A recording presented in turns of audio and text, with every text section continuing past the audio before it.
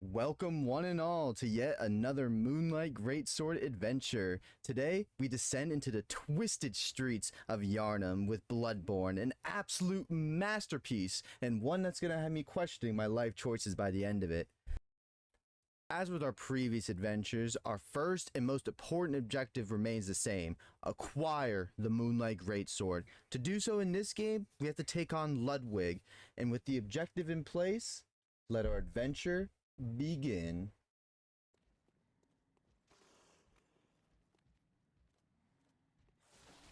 Good boy. Mash, mash, mash, mash, mash, mash, mash. Awesome. Glitch number 1 already completed. We are off to a great, fantastic start. To reach Ludwig, our first step is to take down Rom. His defeat gives us the key item to enter the DLC. And thanks to our buddy Fido helping us through the gate earlier, we actually skipped most of the bosses along the way, which is a huge time save. Even better, the Forbidden Woods, which is the area that we're entering now, is packed with juicy loot, and you know we grabbed everything we could.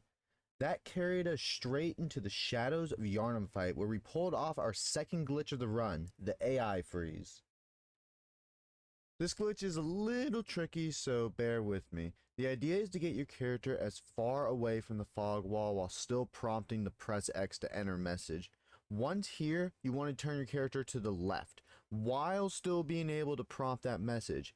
From there, you Danny Phantom through the wall, and hope the HP bar doesn't show up. If that happens, then you simply just go and spin to win.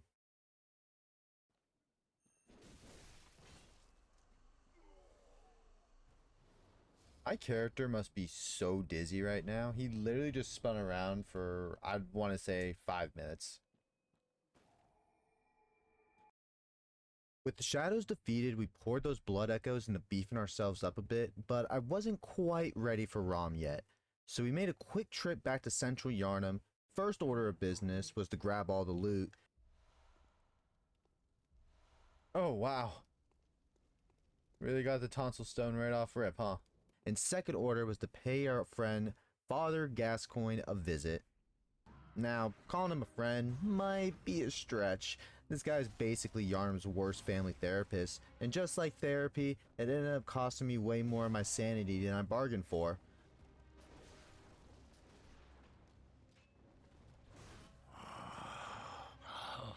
What's that smell? Holy fuck, that's so loud. The sweet blood. Oh, it sings to me. Bro, I got Gascoigne just It's enough like to make a man sick. softly speaking into my ears right now at maximum volume. Or why do I have the voices turned up to max and nothing? Like, I literally can't hear like the gun shooting or the halberd swinging or the hash slinging slash singing.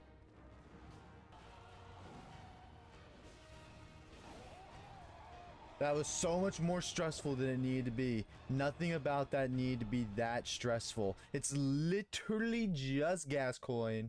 After the messy fight, we came out on top and unlocking Cathedral Ward, which one, opened up the Blood Gem Workshop tool, which will be crucial for later, and secondly, allowed us to gather the remaining Bloodstone shards to +6 our axe, and give us the confidence we needed to finally go squash that spider. Horde, holy shit. Okay, I should not be trying to do this right now.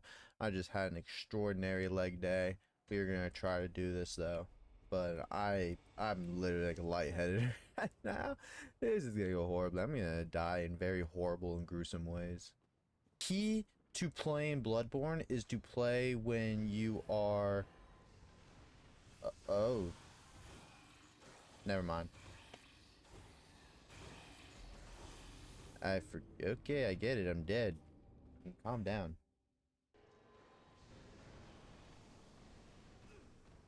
Ow.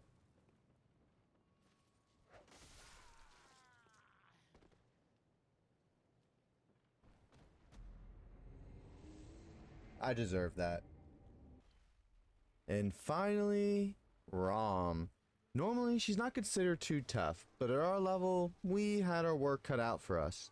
My biggest worry going in was the army of baby spiders, but honestly, as long as you keep moving, they're pretty manageable. And after about 80 or so night rain runs with Duchess, trust me, I'm very comfortable with running for my life. Rom herself doesn't really heat up until phase 2. That's when the explosions start happening and the meteor showers start raining down. But this is also where things get pretty interesting. Jeez, this is an issue.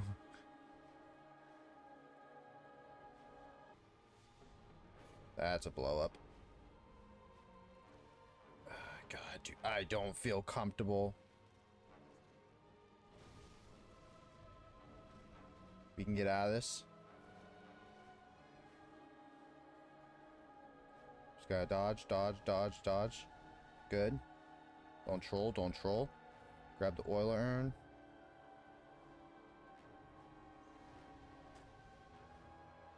Throw the oil urn. He's oiled up, he's lubed up, ready to be... I'm not gonna finish that. Oh my god, it worked. Oh my god. I can unclench my cheeks. Holy fuck, there were a lot of spiders. Look at my blood vials and quicksilver bullets. Hey. With the eye of a blood-drunk hunter in hand and our friendly neighborhood amygdala crushing us into the DLC, from here the mission is simple. Run all the way to Ludwig. Remember when I said I was comfortable running for my life? Well, we get to put that in practice as I submit my NFL running back edition, because we have to run past monsters, crazed hunters, traps, and oh yeah, Gatling guns, because why not?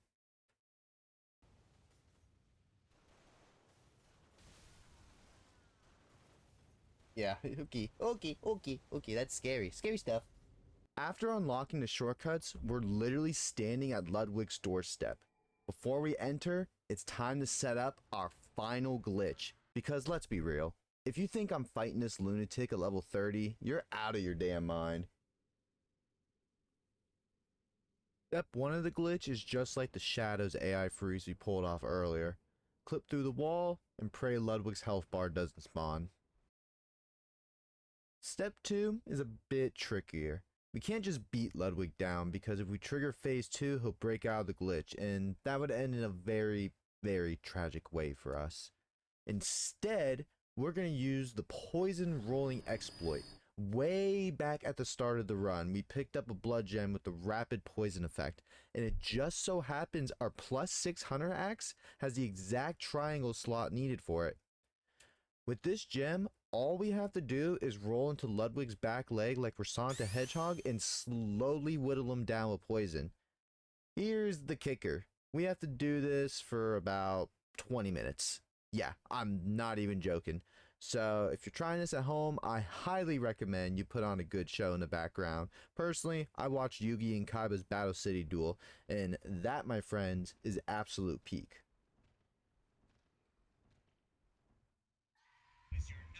Oh my god, it's over. It's finally over. I just gotta watch this. Oh, not for long, buddy. That sword's gonna be on my side here in just a little bit.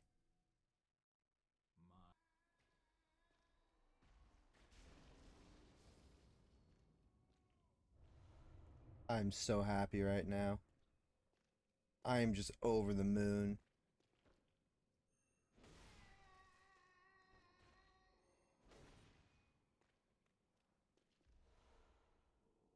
It's a thing of beauty. It's a thing of beauty.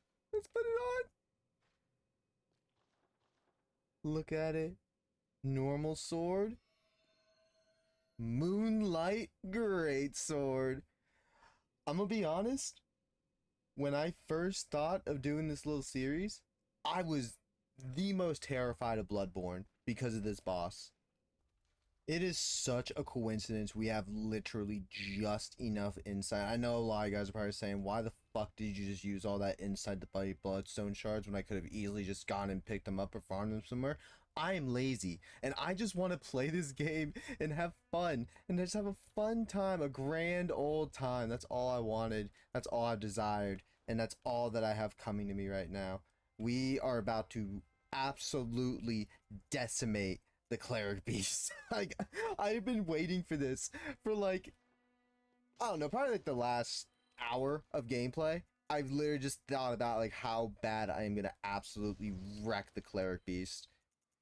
Oh god, I can't wait. I can't wait. I'm so excited. Now, as hyped as I was to completely obliterate Bloodborne's tutorial boss with our souped up Moonlight Greatsword, I wasn't totally satisfied with the power gap between us. So before delivering the assertion of dominance, I made a quick detour to the DLC in Ncaa. Why? Simple. I wanted to loot some bloodstone chunks because honestly, why settle for a +6 Moonlight Greatsword when it could be +9?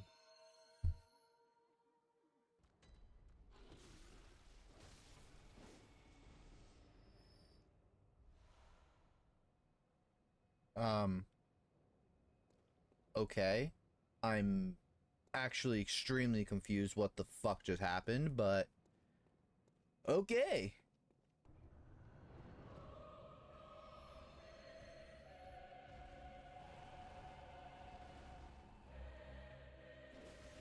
Alright, that's pretty decent damage. Pretty good chunk. Let's try... Oh! Oh, wow, that's powerful. This sword is strong. It is powerful. This is gonna be a lot of fun. You can't do nothing.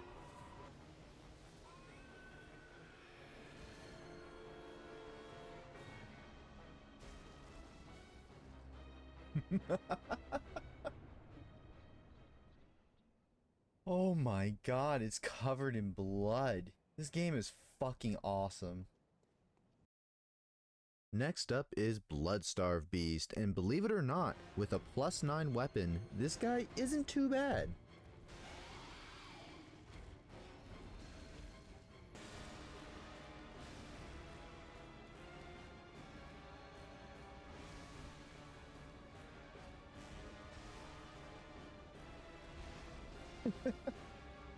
Dude, this sword is fucking awesome. Now, I don't know if I'm gonna...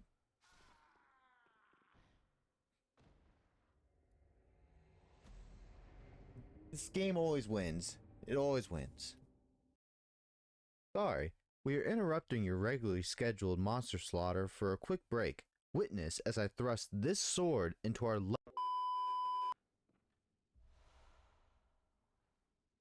Nyam nyam nyam nyam nyam nyam nyam nyam. Nyam nyam nyam nyam nyam nyam. Now, Vicar Amelia is where things get a little tricky. If we loot her skull after the fight, the game actually soft locks us. I would explain how this happens, but the live commentary clip does a much better job than I could in this present time. I'm not gonna riposte. I'm just not in a good position. I am in a good position. God damn it, I wanted that to kill. Alright, anyway, so why this boss is the most dangerous boss in the game is because basically we did things out of order. That glowing skull that 99.9% of people touch after this fight will actually soft lock us into not being able to complete the game. Why is that? Because basically this game runs on like a 3-cycle day thing where it progressively goes from morning to night. Doing this, hitting this skull, is the first progression from morning to not morning, more closer to night. We killed Rom, which is the second progression towards the night. So right now we are in stage 2. If we click that, we'd be in stage 1 with no way to get back into stage 2, therefore not being able to do stage 2 stuff. So we're just not going to touch it. I also explained that really fucking poorly. I'm gonna name him Chuck. Back on track with a friendly game of tag, and fun fact, I actually forgot this was a boss until literally right now because honestly it's not. It's simply a mini game.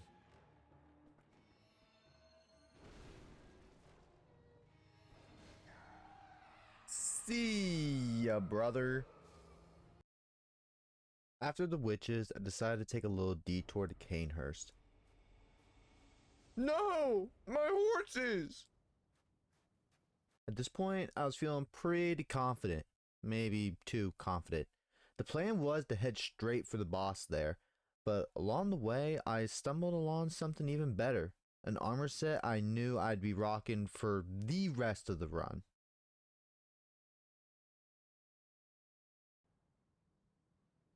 I'm not gonna lie. Yeah, this might be the move. Yeah, this might be the fit. This might be the fit. This might be the fit. There's one more piece of equipment that I was looking at that we're not going to get till later, but I was not expecting this. I like it. Love it. So with the new drip equipped, I marched up to Ligarius and thinking I had this in the bag. Spoiler alert, I did not. I got completely humbled, which pushed me to my backup plan, and that was the first Chalice dungeon.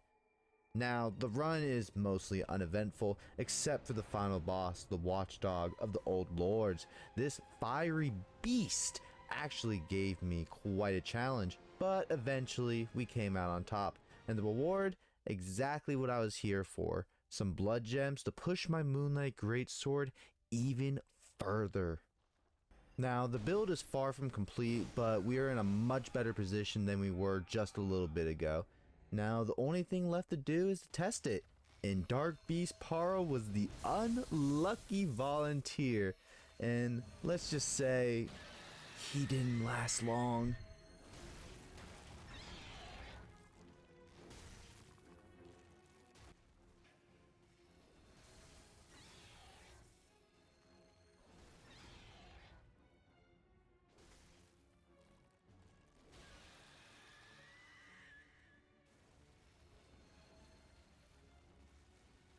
Look at him cower in fear at our power, at our might, at our holiness. It feels great to be back on top. Our surge of power turned out to be as short-lived as Gohan fighting Majin Buu. We did manage to go beat Amygdala, but honestly, that victory felt more like a chore than a triumph. Poke. Why did I not do any damage?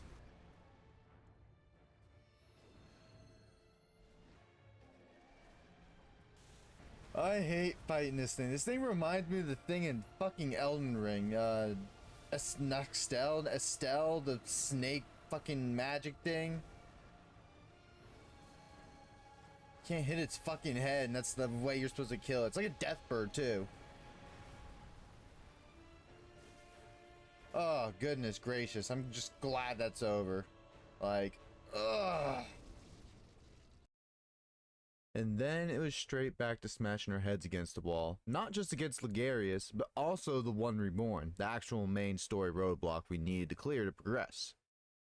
Now, Ligarius, I'll admit, 100% skill issue. But the One Reborn, I actually have an excuse. And that thing is ridiculously arcane resistant. So, in theory, this is our greatest mismatch yet. And after enough suffering, I decided it was time to buck up, humble myself, and go on a training arc. For an hour straight, we slaughtered the blood-sucking spider things at Kanehurst's entrance, racking up enough blood echoes to power up for real. I think we're gonna go 25 strength. That's gonna be the cap that we're gonna keep strength at, and then for the rest of the build, we're probably gonna just gun arcane. I think that's what we're gonna do. For level 69. We fucking love it. And with our new strength in hand, both Ligarius and the One Reborn better start preparing their eulogies, because we're coming.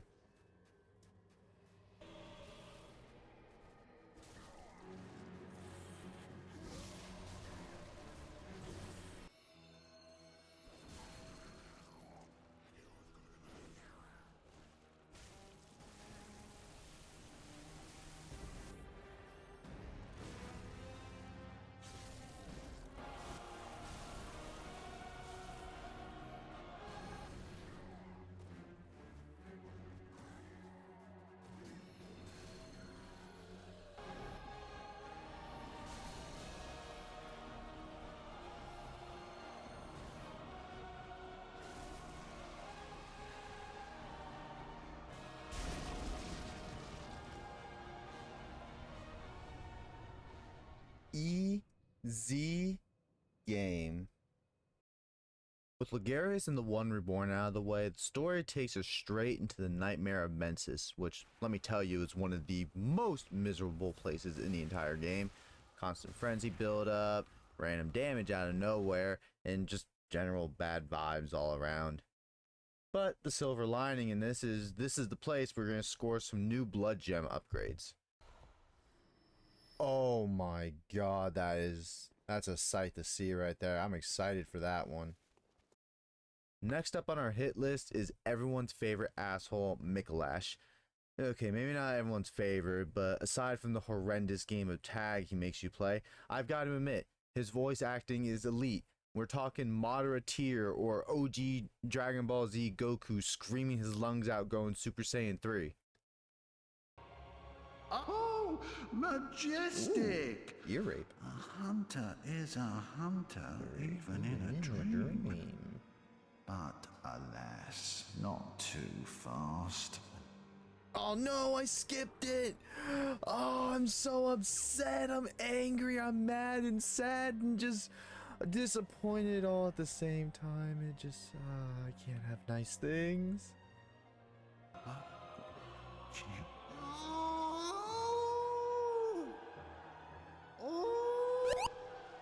My guy, what are you saying?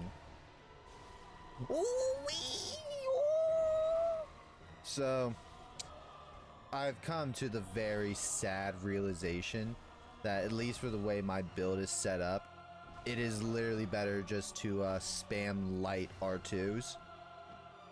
Because it's so good. It's fast, it's long range, it does a lot of damage because I have like my build centered around it.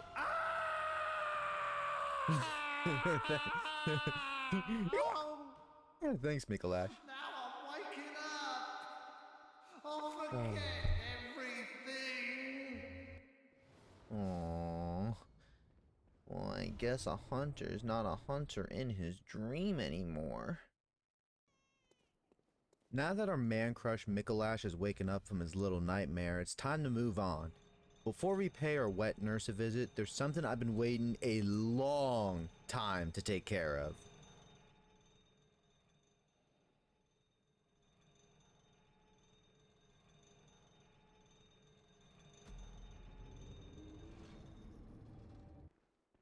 We finally have access to a blood rock, basically the Titanite slab of Bloodborne, and getting to it requires triggering a little throwback to Demon Souls.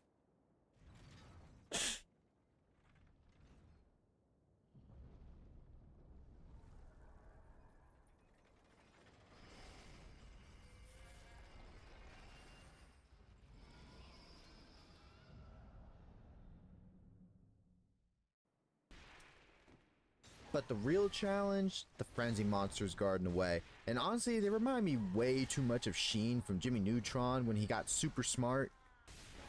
As much as these guys make my blood boil, fighting them over and over was worth it. They drop some insanely powerful blood gems, and they kind of come with a risk, but hey, I live life on the edge.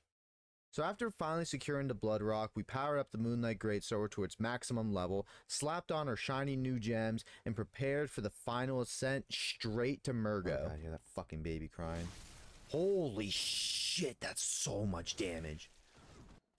I want to try. This is so stupid. So worth. So worth. Can't even say I cheesed the Shadows of Yharnam because I did not just fight 3 shadows. I fought 4 shadows all at once. They literally 4v1'd me and I anti-ganked all of them. They didn't know what was coming. That is the power of the Moonlight Greatsword, ladies and gentlemen. So first off, can we talk about the boss's name? Murgo's Wet Nurse. Like, FromSoft. What are we doing here? Jokes aside, I never really thought of her as a particularly challenging boss until this playthrough, actually. She didn't take too many attempts, but The real climax of this fight comes during her little nighttime phase 2, and let me tell you, this is what Pond of Solivan's clone should have been, because unlike that fight, this version is actually threatening. The phase 2 had me clenching my cheeks the entire time, but once the lights turned back on, I knew the fight was ours.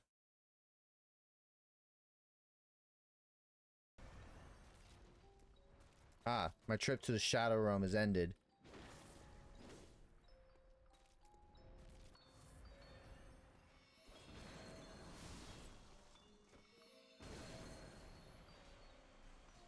That's always such a weird boss fight for me because it's annoying, it's dangerous, but I don't think it's that hard.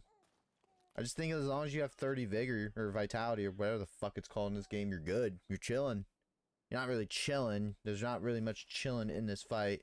Also, you're sitting here for like 10 years waiting for the victory cutscene. Like, bro, did the baby die? Like, what happened? Nightmare Slain. It's the only time I'm pretty sure you get Nightmare Slain. Maybe you get it for Orphan Ncaa. I've only killed Orphan Ncaa 2 times in my entire life.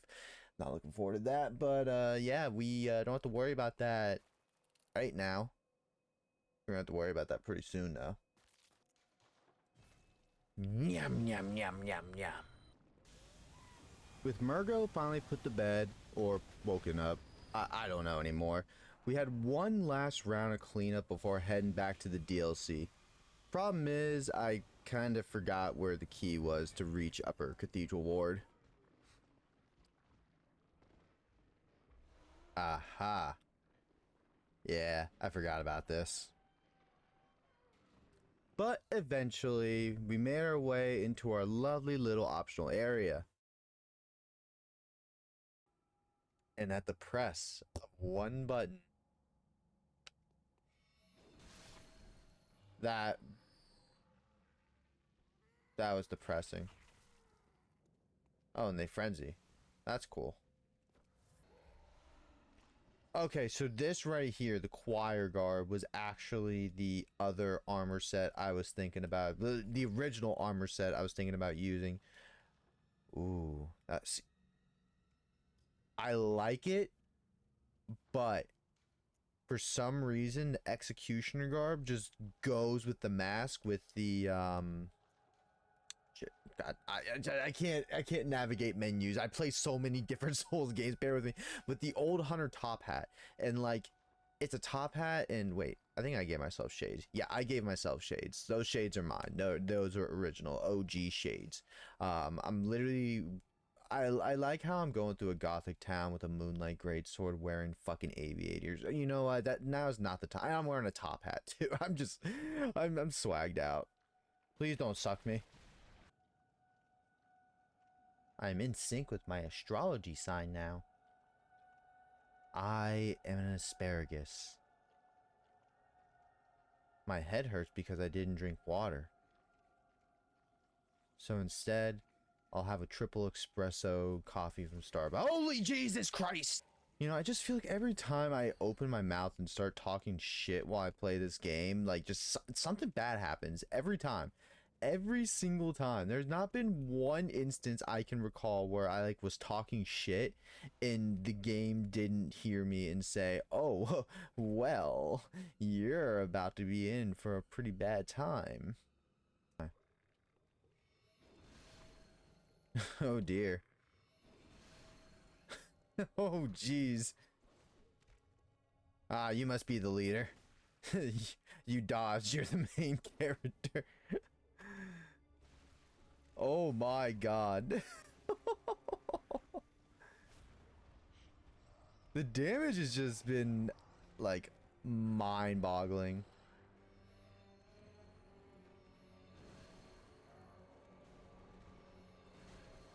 Oh god. The youngins, they're protecting the mother. Ah, easy game. Hopefully I have an easy time with the next one.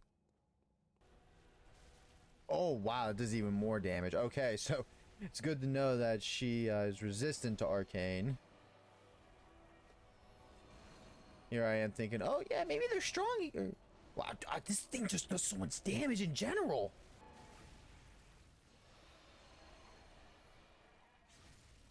I don't know why I switched to the Moonlight Greatsword right there. Just to, like, you know, punch him in the head anyway. Jesus.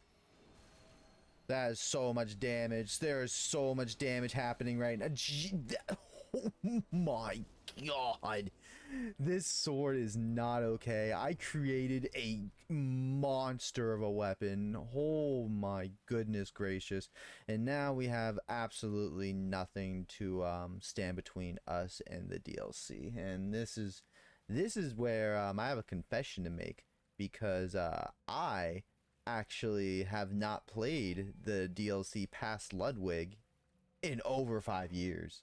So this is gonna be fun for both of us, or for all of us. I say both of us like I'm just talking to one other person. I'm talking to nobody. I'm in my room by myself, just talking to a microphone while I play Bloodborne.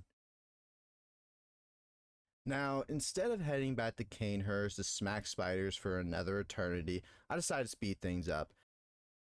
And yes, my 12-year-old intellect can make jokes about that all day long, but we're not here for that. We're here to grind echoes, pump some stats, and transform into the anime protagonist we were meant to be. Oh, and while I was at it, I bought a butt ton of blood vials because, to be honest with you, I've been scraping by the entirety of this playthrough.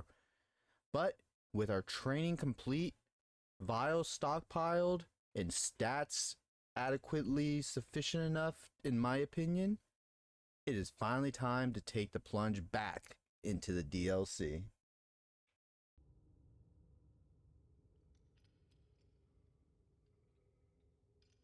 Bro, only in Bloodborne do you have to stick an eye pendant into someone's skull through the top to activate an elevator. Like what happened to elevators just being like push the button and you go up, or you know, what about stairs? I would have took the stairs in this situation. Oh, I'm knocking you off, homeboy. Off the edge you go. Bye bye. Bye bye bye. Ah, yes. My people. Yo. The music is so extra.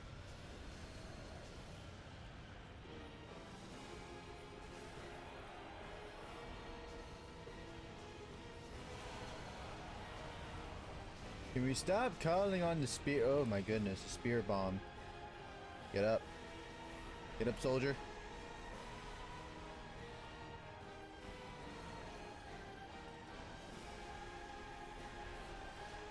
Oh my god. Oh no. Oh!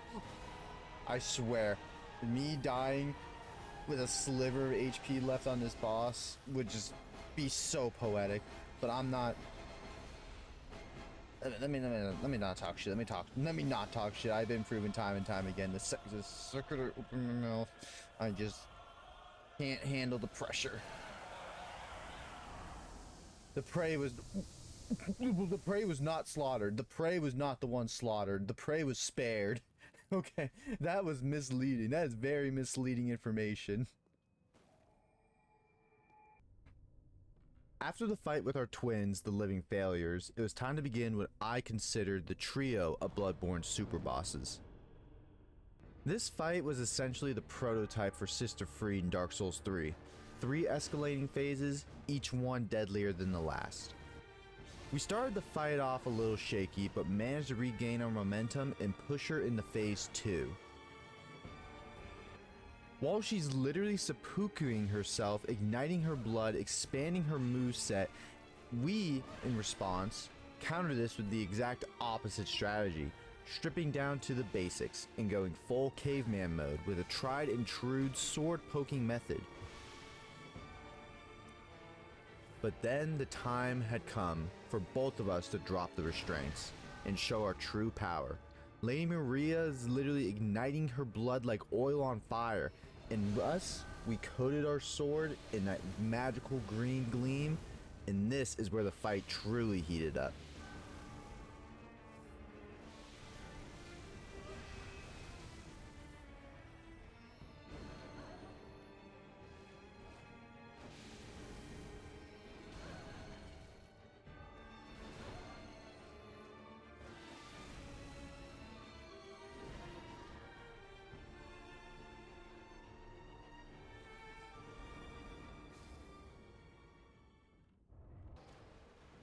Okay, that's awesome, fantastic. We're gonna bypass this part. I'm not gonna worry about this. I was gonna try to be cool, be like, oh look, we killed the two really crackhead things at the bottom of the well, and we got the weapon that we're not gonna even use for this playthrough because our stats are literally the worst combination that they could be for that weapon.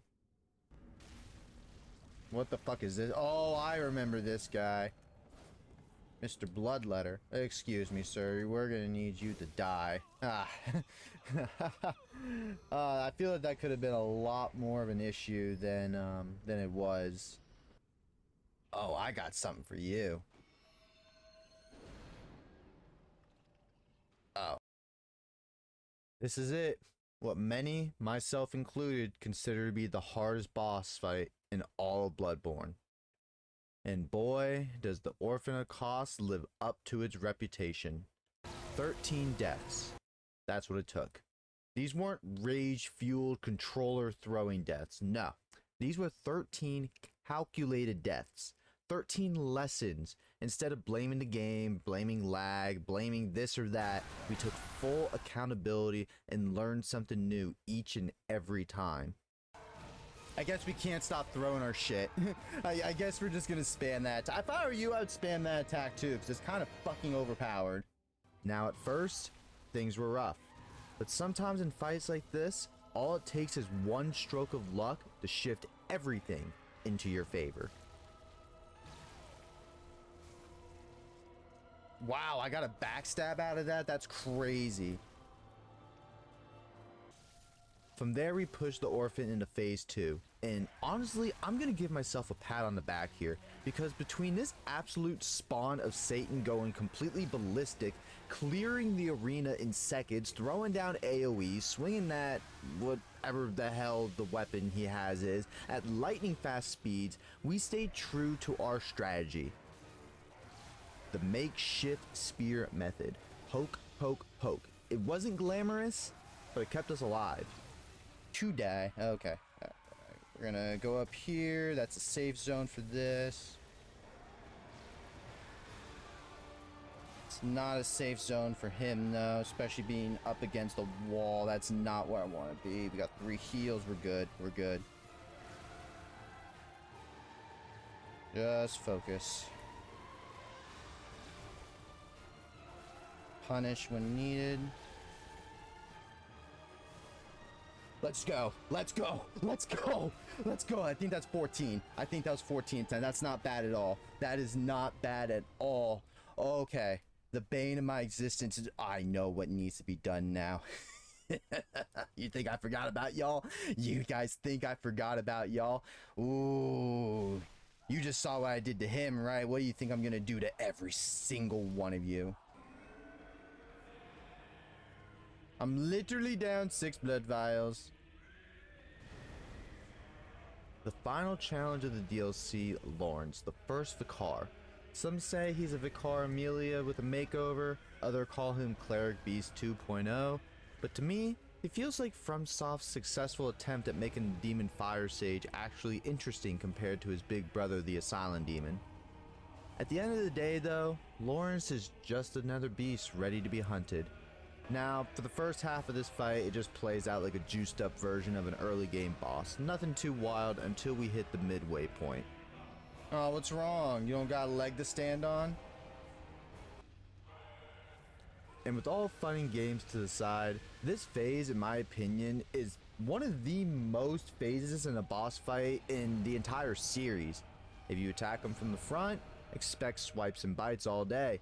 If you try to circle around, well, much like a snail leaving that slimy trail, Lawrence does the same thing, except with pools of burning lava. But luckily for us, we came prepared with our trusty Moonlight Greatsword, equipped with its magical projectile slices. We had just the tool to turn this crawling nightmare into a more manageable fight.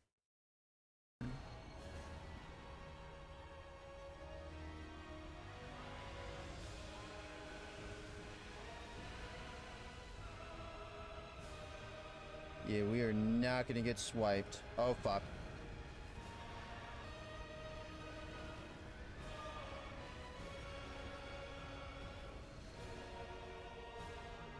That was some scary business right there. That was scary. Oh, I thought I was gonna die. I was gonna be so upset, but I'm so happy instead. Oh my god, our pain and suffering is almost over. It's almost over. Also, if you look at my quicksilver bullets into the bolt hunter's mark, into the blood vials left, all I gotta say is nice.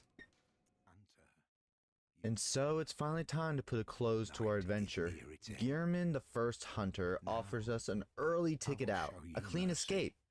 But if you think I glitched my way through this game, bobbed and weaved through armies of spiders, rolled into a monster's ass crack for 20 minutes straight, murdered even more spiders for an entire hour because I'm kind of just bad at this game, and dealt with the absolute nightmare of these frenzy-inducing freaks for 30 minutes to an hour of my life, and so much more hell I could go on and on about, just to not experience what I consider to be the greatest soundtrack in all of FromSoft's existence? Oh, you got another thing coming.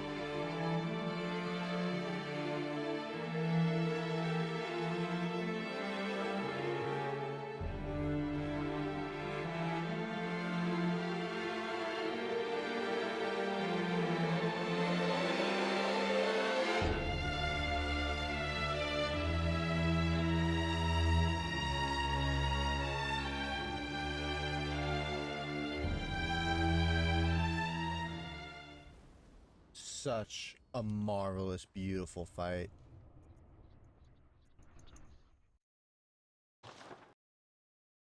And here we are, the true final boss of Bloodborne, the Moon Presence. Final obstacle between us and the ending. Now, normally this is a boss fight with absolutely no music, and after everything we've been through, I'm not gonna let this game send us out in silence.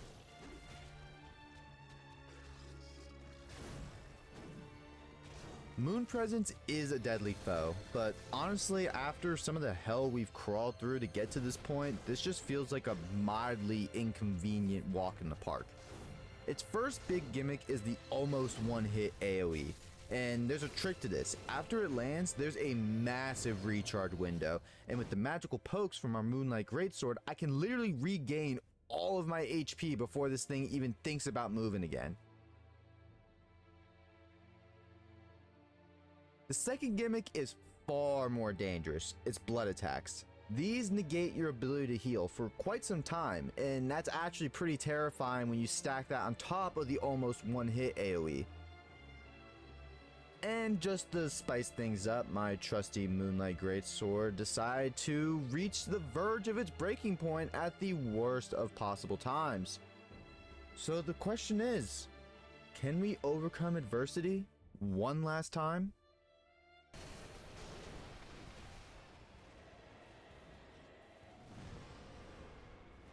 Ah, yes, and now I'm really fucked. Okay, I'm just gonna stay across the map. Don't mind me. Just stalling.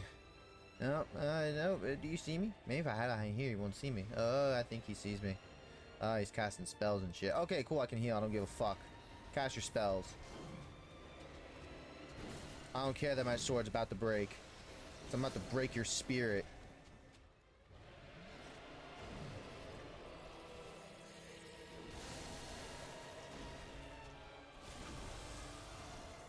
Ooh. My sword may be broken, but my fist sure ain't.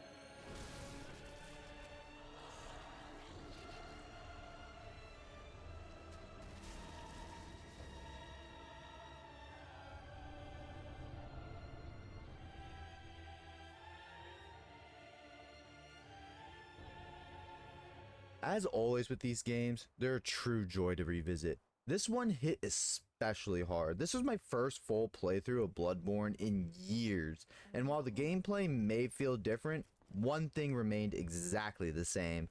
The Moonlight Greatsword is and always will be one of the most badass weapons in video game history. Truthfully, I don't even think I tapped into the sword's full potential. There are so many insane blood gems hidden away in the Chalice dungeons, a whole second half of Bloodborne's content that I barely scraped the surface of, and who knows, maybe one day I'll take that plunge, but that journey's for another time, because for now, our FromSoft gauntlet of Moonlight Greatswording continues. Next time, we'll be returning to the mainline Soul series, to a game many fans consider the absolute peak of the experience. I sure as hell can't wait. So with that, thank you for watching. I hope you enjoyed this adventure as much as I did, and I hope you have a good rest of your day, night, or whatever time it happens to be.